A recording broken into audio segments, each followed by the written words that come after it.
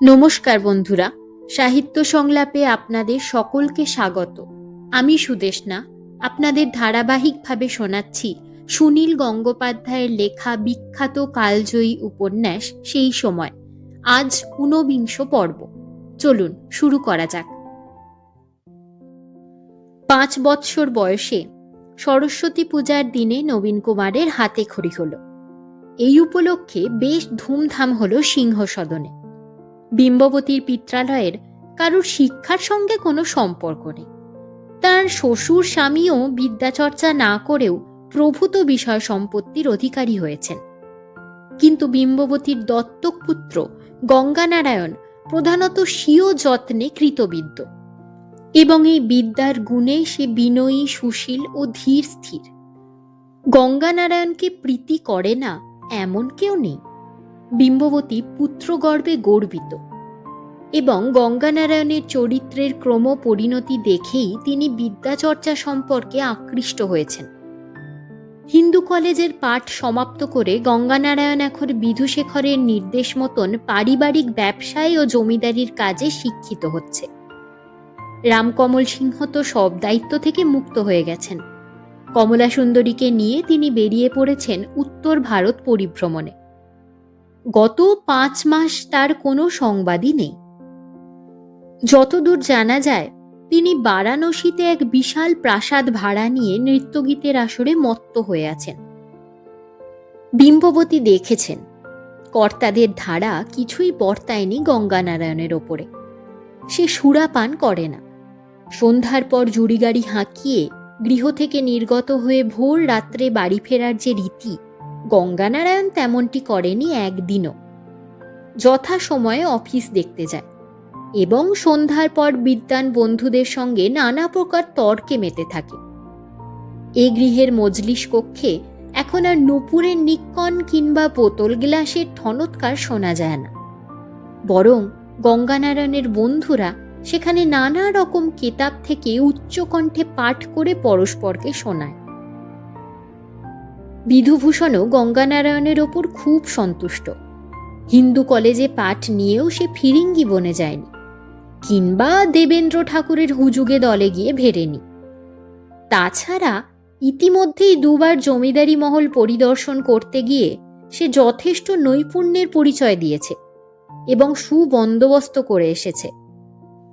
বিম্ববতী চান নবীন কুমারও তার জ্যেষ্ঠ ভ্রাতাকে অনুসরণ করুক। কর্তারা যা বিষয় বৈভব করে গেছেন তাতে এদের 7 পুরুষ বিনা পরিশ্রমে চালিয়ে যেতে পারবে।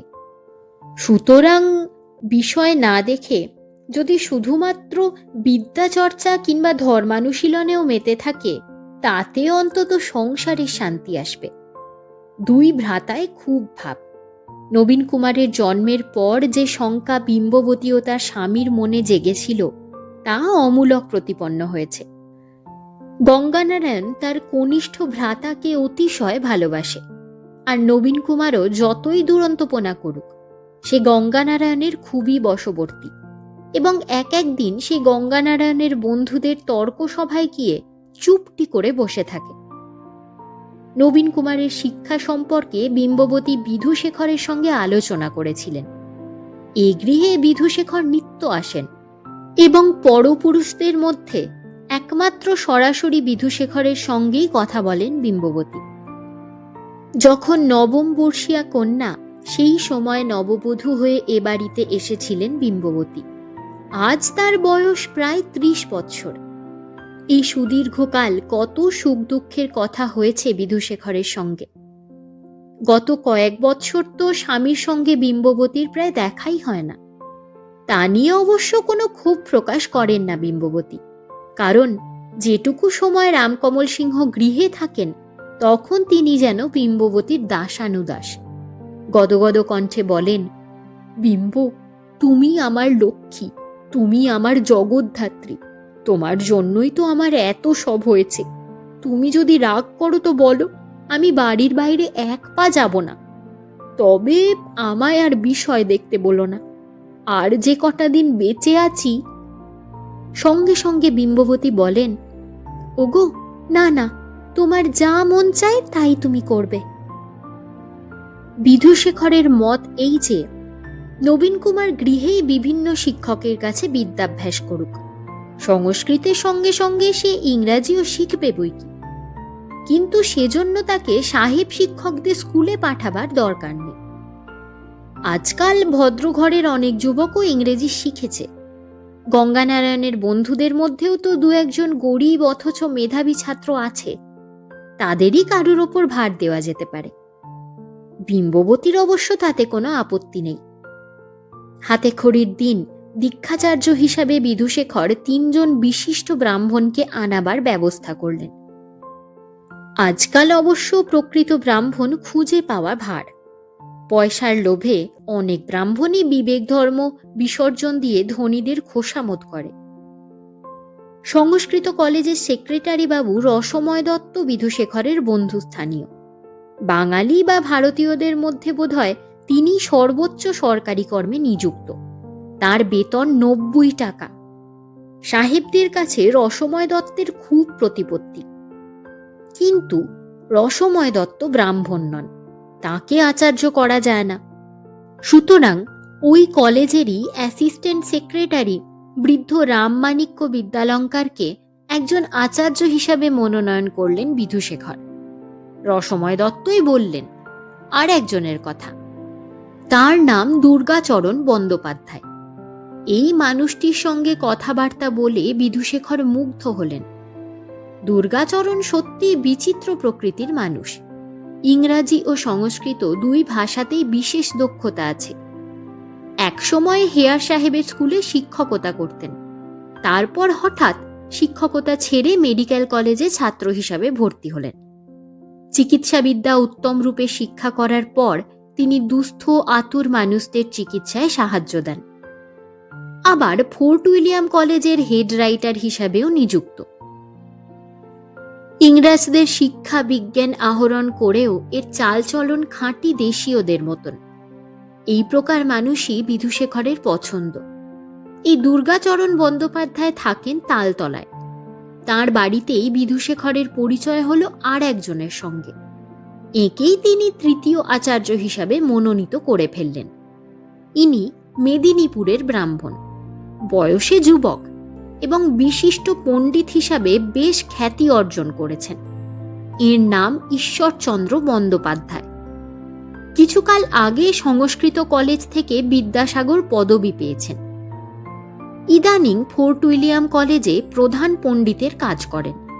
যুবকটির চেহারা কদাকার, কিন্তু মুখমণ্ডলে আত্মাভিমানের ছাপ প্রকট।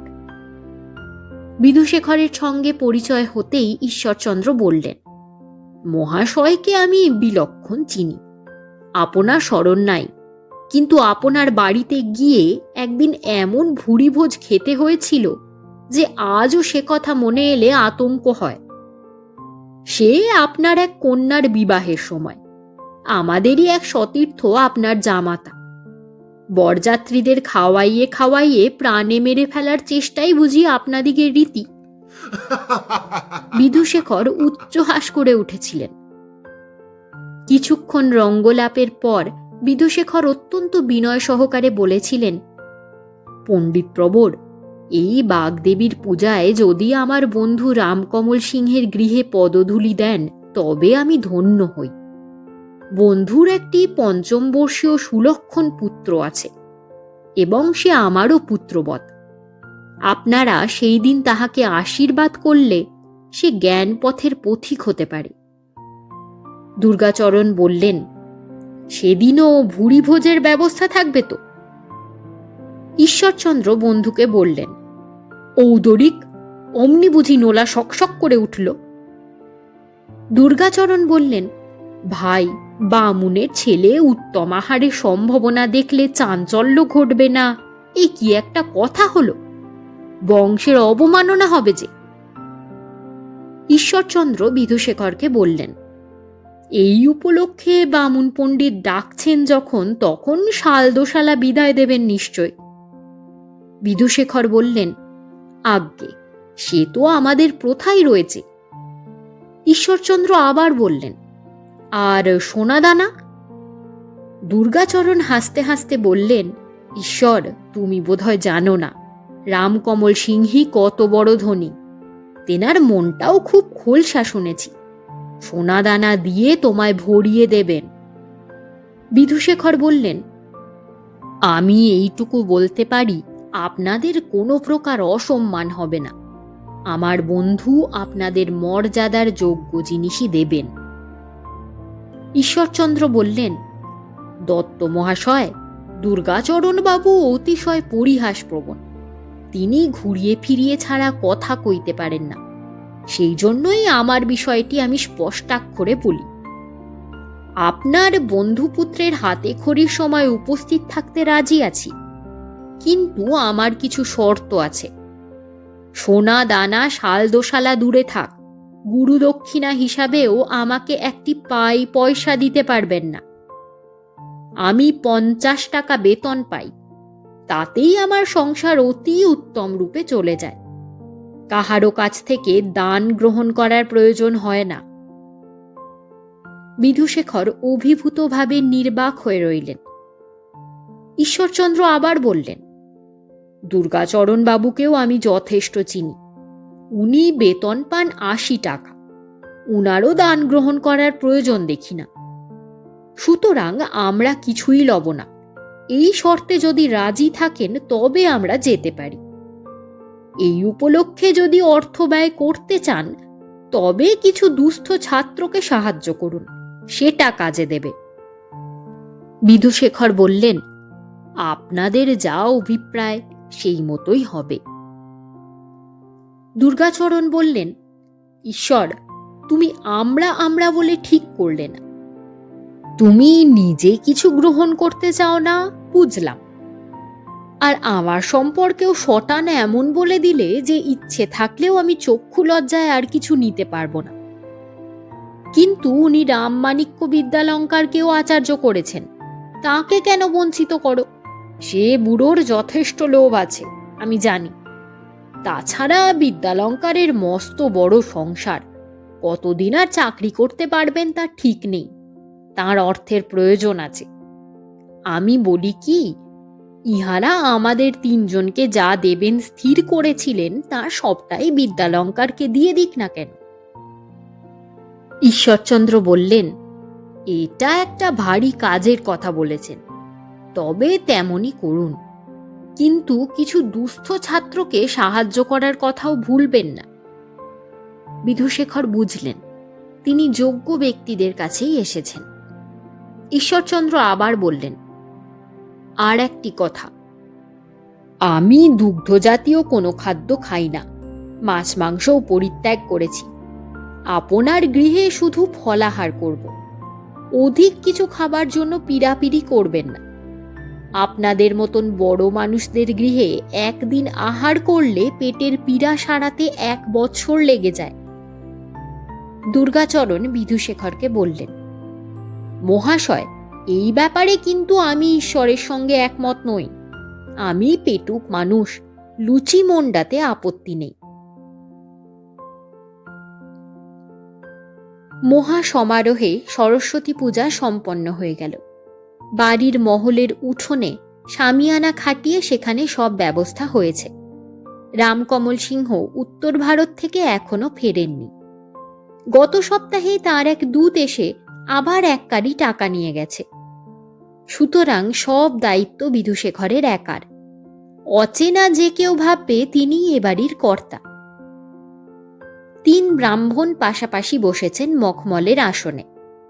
বালক নবীন কুমারকে সকাল থেকে উপবাসী রেখে স্নান করিয়ে কোরা পট্টবস্ত্র পরিয়ে নিয়ে আসা হলো তাদের সামনে। প্রথমে রামমাণিক্য বিদ্যালঙ্কার নানা প্রকার মন্ত্রোচ্চারণ করে আশীর্বাদ করলেন তাকে। অধিকাংশ দাঁত নেই, বৃদ্ধ একেবারে ফোকলা, তাই কোনো কথায় প্রায় বোঝা যায় না। তারপর দুর্গাচরণ ও নবীন কুমারের মস্তক স্পর্শ করে কয়েকটি মন্ত্র পড়ে আশীর্বাদ করলেন। নবীন কুমারের কোনরূপ আড়ষ্টতা নেই। সে তার অস্বাভাবিক তীব্র চোখ মেলে দেখছে ওদের। দুর্গাচরণ বললেন, এ বালকের মুখে প্রতিভার জ্যোতি আছে। আচার্যদের যে প্রণাম করতে হয় সেটা নবীন কুমারকে কিছুতেই বোঝানো যাচ্ছে না। দুপাশ থেকে গঙ্গানারায়ণ আর বিধুশেখর বারংবার বলছেন, প্রণাম করো, পণ্ডিত মশাইদের পায়ে হাত দিয়ে প্রণাম করো। নবীন কুমার মুখ ফিরিয়ে শুধু তাকাচ্ছে। সে যেন জানেই না প্রণাম কাকে বলে। শেষ পর্যন্ত গঙ্গানারায়ণ তার হাত ধরে আচার্যদের পায়ে ছোঁয়াল। ঈশ্বরচন্দ্র কোনো সংস্কৃত মন্ত্র উচ্চারণ করলেন না। তিনি বললেন, আসল হাতে খড়ি তো হলো না, খড়ি কই, স্লেট কই? স্লেট, পেন্সিল ও কয়েকখানি পুস্তক সরস্বতীর মূর্তির পায়ের কাছে রাখা ছিল। সেসব পুষ্পস্তবকের নিচে চাপা পড়ে গেছে। পুরোহিত সেগুলি হাতিয়ে বার করলেন। ঈশ্বরচন্দ্র নবীনচন্দ্রকে টেনে নিয়ে কোলে বসিয়ে বললেন, তোমার মুক্তার মতন হস্তাক্ষর হোক। এসো দিকি, আমরা দুজনে মিলে একটু লিখি। বালকের হাতে পেন্সিল ধরিয়ে দিয়ে নিজেও তার হাতটি চেপে ধরলেন। তারপর বললেন, প্রথমে ওপর থেকে নিচে এই একটা সোজা দাগ, এই এই এই, তারপর বাম দিকে তেকোনা করে দুটো দাগ, এই এই এই। এবার কি হলো? ঘুড়ি দেখেছ তো? ছেলেরা মাঠে যে ঘুড়ি ওড়ায়, এই হলো একটা ঘুড়ির অর্ধেক, তাই না? এবার ডান দিকে একটা শুন্ডি, এই।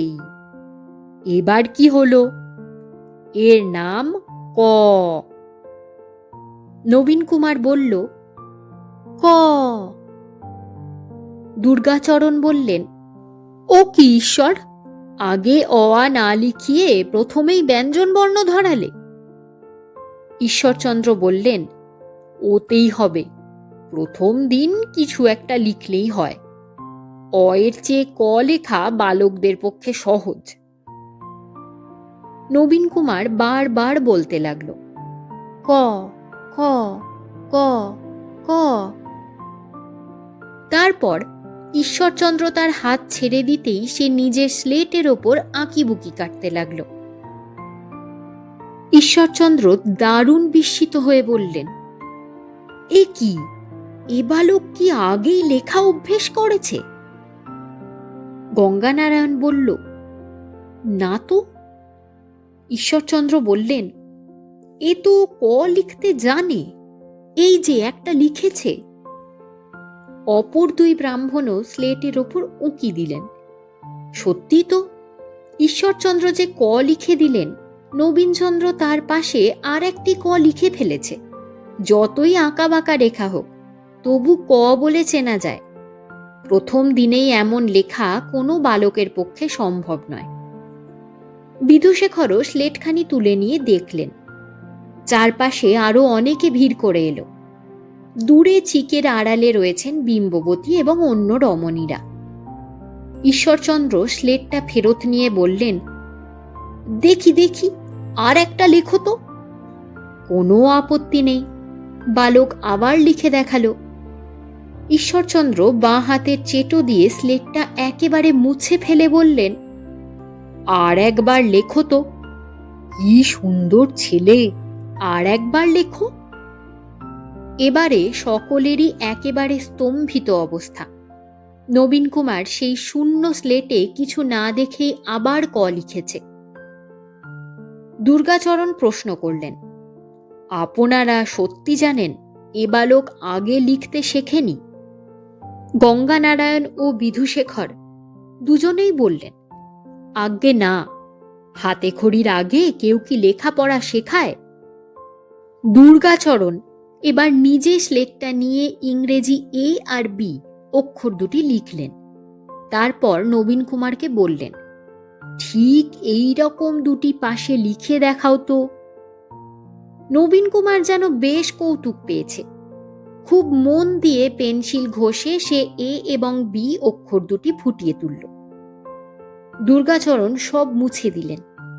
তারপরও নবীন কুমার লিখে দেখাতে পারল। আর কোনো সন্দেহ রাখার উপায় নেই। বাড়ির কারুর কাছ থেকে যদি বা বাংলা অক্ষর লিখতে শিখেও থাকে, ইংরেজি অক্ষর শেখাবার মতন লোক কোথায় পাওয়া যাবে? দুর্গাচরণ বললেন, ভাই, শ্রুতিধরের কথা শুনেছি, কিন্তু এ বালক কি দৃষ্টিস্মৃতিধর? বিধুশেখর বললেন, এ শিশু জন্মের অতি অল্পকাল পর থেকেই নানা প্রকার বিস্ময়ের কাজ করেছে। এ হাঁটতে শিখেছে, কথা কইতে শিখেছে, অন্য ছেলেপুলের চেয়ে অনেক আগে। হ্যাঁ রে গঙ্গা, ও ক মাসে কথা কইতে শিখেছিল রে? গঙ্গানারায়ণ পিছন ফিরে মায়ের দিকে চাইল। সেখান থেকে অন্য লোক মারফত উত্তর এলো 8 মাসে। দুর্গাচরণ বললেন, আমি দেখেই বুঝেছি, এ বালক ক্ষণজন্মা। বিধুশেখর গর্বিতভাবে বললেন, ওর কুষ্ঠিতেও আছে, ও বংশের মুখ উজ্জ্বল করবে। দুর্গাচরণ বললেন, ওর দিকে নজর রাখবেন ভালো করে, স্বাস্থ্যের যত্ন নেবেন, দেখবেন যেন এ শিশু দীর্ঘজীবী হয়। গঙ্গানারায়ণ বলল, 1.5-2 বছর বয়স থেকেই ও নানা রকম ছড়া বলতে পারে। একলা একলা ছড়া বলে বলে দরদালানে ঘুরে বেড়ায়। ঈশ্বরচন্দ্র বললেন, কই শুনি, একটা ছড়া বলো তো। গঙ্গানারায়ণ বললেন, বলতো নবীন, একটা ছড়া বলতো। নবীন কুমার অমনি চোখ বুজে বলল, তুমি প্রভু সৃষ্টিধর জগতের পতি, তোমা পানে সদা মোর যেন থাকে মতি। 3 ব্রাহ্মণ একসঙ্গে বাহবা দিয়ে উঠলেন। ঈশ্বরচন্দ্র বললেন, বড় সুন্দর কণ্ঠস্বর, আর একটা বলো তো। এবার নবীন কুমার কণ্ঠস্বর চড়িয়ে বলল, এসো এসো চাঁদ বদনী, এ রসে নিরস করোনা ধ্বনি। দুর্গাচরণ ও ঈশ্বরচন্দ্র হেসে উঠলেও রামমাণিক্য বিদ্যালঙ্কার নাক কুঁচকলেন। তিনি বললেন, এসব আবার কোথা থেকে শিখল? ঈশ্বরচন্দ্র বললেন, আর একটু বলো তো, আর জানো না? নবীনচন্দ্র আবার দুলে দুলে বলতে লাগলো, তোমাতে আমাতে একই অঙ্গ, তুমি কমলিনী আমি সে ভৃঙ্গ, অনুমানে বুঝি আমি সে ভুজঙ্গ, তুমি আমার তার রতনমণি। আধো আধো বালকের কথা নয়, প্রায় সঠিক উচ্চারণ। শুনতে শুনতে একটা হাসির হুল্লোড় পড়ে গেল। এমনকি বিধুশেখরও হেসে ফেললেন। একমাত্র বিদ্যালঙ্কারী অসন্তুষ্ট হলেন একটু। ঠাকুর দেবতার সামনে এ কি অশ্লীল কথা, তাও এক বালকের মুখে। ঈশ্বরচন্দ্র বললেন, চেনা চেনা যেন মনে হয়, এ গান কার রচনা?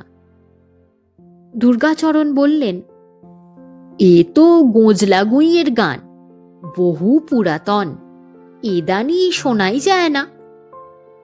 ঈশ্বরচন্দ্র বললেন, এ শিশু এ গান শিখলে কেমন করে?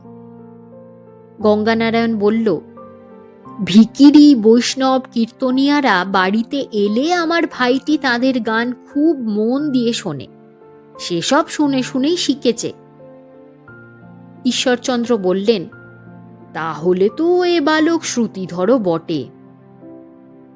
দুর্গাচরণ বললেন, এমন আশ্চর্য শিশু আমি আগে আর দেখিনি তো বটেই, কোথাও শুনিনি পর্যন্ত। ঈশ্বর ওকে দীর্ঘজীবী করুন। তারপর উভয়ে মিলে নবীন কুমারকে প্রভূত আদর করতে লাগলেন। দূর থেকে দেখে বিম্ববতীর মন গর্বে ভরে গেল। পুত্রের ব্যবহার দেখে তার নিজের এখনো মাঝে মাঝে খটকা লাগে, কোনো রকম অপ্রাকৃত কিছুর প্রভাব আছে কিনা। কিন্তু এত বড় গুণী ব্যক্তিরা তার পুত্রের এমন সুখ্যাতি করছেন যখন, তখন আর কোনো চিন্তা নেই। ব্রাহ্মণদের এবার জল পান করানো হবে, নবীন কুমারকেও এখন খাওয়ানো দরকার। তাই গঙ্গানারায়ণ তাকে মায়ের কাছে নিয়ে যাবার জন্য ভাইকে ক্রোড়ে তুলে নিল। নবীন কুমার জিজ্ঞেস করল, দাদা, আমার হাতে খড়ি হয়ে গেছে?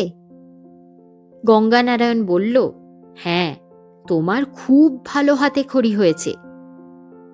তখন নবীন কুমার তীক্ষ্ণ জোরালো গলায় বলল, দাদা, দুলালের হাতে খড়ি হবে না? বিধুশেখর বিস্মিতভাবে বললেন, দুলাল? দুলাল কে? গঙ্গানারায়ণ নবীন কুমারের পিঠ চাপড়ে বলে উঠল, এখন খাবার খাবি, চল চল। নবীন কুমার কেঁদে উঠল, না, আমি যাব না। দুলালের হাতে খড়ি হবে। দুলালকে ডাকো, দুলালকে ডাকো। গঙ্গানারায়ণও জানে না দুলাল কে। খানিকটা বিব্রত অবস্থায় সে নবীন কুমারকে নিয়ে দৌড়ে চলে গেল। মায়ের কাছে নামিয়ে দিয়ে সে জিজ্ঞেস করল, দুলাল কে মা? দেখো, ছোট বাবু আবার কি বাতিক ধরেছে। বিম্ববতী বললেন, কি জানি বাবা, নিচের যে ছেলেটি ওর সঙ্গে খেলে সেই নাকি? নবীন কুমার দুলালের নাম করে ডুকরে কাঁদতে শুরু করেছে। তখন গঙ্গানারায়ণ ও বিম্ববতী দুজনেই তাকে অনেক কষ্টে বোঝালেন যে হ্যাঁ হ্যাঁ, হবে হবে, দুলালেরও হাতে খড়ি হবে, পরে হবে। ভিড়ের একেবারে পিছন দিকে থাকোমণি তার পুত্রকে নিয়ে দাঁড়িয়েছিল। মণিপুত্রের মুখে দুলালের নাম উচ্চারণ সেও শুনতে পেয়েছে, কিন্তু সে ভয় পেয়ে গেল। তার মন বলল, এসব ভালো নয়, বাবুদের কোনো ব্যাপারের মধ্যেই থাকা ভালো না। ছেলেকে নিয়ে থাকোমণি সরে গেল তাড়াতাড়ি। দুলাল চন্দ্রকে নবীন কুমার খুঁজে পেল বিকেল বেলা। স্লেট আর পেন্সিল সে সারাদিন আর কাজ ছাড়া করেনি, এগুলিকে সে নতুন খেলনা হিসাবে পেয়েছে। দুলাল, তুই হাতে খড়ি দিলিনি, তোর বিদ্যে হবে না। দুলাল চন্দ্র হাতে খড়ি মানে জানে না। সে দূর থেকে দেখেছিল সাদা রঙের হাঁসের ওপর বসা সরস্বতী ঠাকুরের সামনে স্তূপ করে রাখা ছিল সন্দেশের পাহাড়। তার ভাগ্যে একটিও জোটেনি। আয়, আমি তোকে হাতে খড়ি শেখাবো। বস, আমার সামনে বস, হাঁটু গেড়ে বস। নিজে ঠিক ব্রাহ্মণ আচার্যদের ভঙ্গিতে পিঠ সোজা করে বসে বসে সে অবিকল তাদের নকল করে বলতে লাগল, লেখো ক, ঘুড়ির আধেক আর একটা শুন্ডি। তোকে আগে কেউ লিখতে শিখিয়েছে? লেখ এ বি, এবার আমায় প্রণাম কর। আজ এ পর্যন্তই। এতক্ষণ শুনলেন সুনীল গঙ্গোপাধ্যায়ের লেখা বর্ণাঢ্য কালজয়ী উপন্যাস সেই সময় ঊনবিংশ পর্ব। উপন্যাসটি ধারাবাহিকভাবে একটি পর্ব করে আসছে। আমি সুদেষ্ণা আমার এই সাহিত্য সংলাপ ইউটিউব চ্যানেলে আমি আপনাদের পাঠ করে শোনাই বাংলার বিখ্যাত লেখক লেখিকার গল্প ও উপন্যাস। যদি আমার পাঠ আপনাদের ভালো লেগে থাকে তাহলে ভিডিওটিকে লাইক ও শেয়ার করবেন। চ্যানেলটি সাবস্ক্রাইব করে পাশে থাকা বেল আইকনটি ক্লিক করে দেবেন, যাতে নতুন ভিডিওর নোটিফিকেশন সবার আগে পৌঁছে যায় আপনাদের কাছে। অবশ্যই কমেন্টে সকলের মতামত জানাবেন। আমার আরও একটি ইউটিউব চ্যানেল আছে, নাম অনুভূতির অবকাশে। সেখানে আমি আপনাদের পাঠ করে শোনাই কবিতা, ছোট গল্প, ভালো লাগা, ভালোবাসা, জীবনের ঘাত প্রতিঘাত আর প্রতিদিনের কিছু আবেগের কথা। যদি আপনাদের সেরকম পাঠ শুনতে ভালো লাগে তাহলে একবার চ্যানেলটিকে ঘুরে দেখতে পারেন। ভালো লাগলে ভিডিওগুলিকে লাইক ও শেয়ার করবেন। চ্যানেলটি সাবস্ক্রাইব করে পাশে থাকবেন। অবশ্যই সেখানেও কমেন্টে সকলের মতামত জানাতে ভুলবেন না। আপনাদের মতামত আমার কাছে সবসময় মূল্যবান। ভালো থাকবেন, সুস্থ থাকবেন। ধন্যবাদ।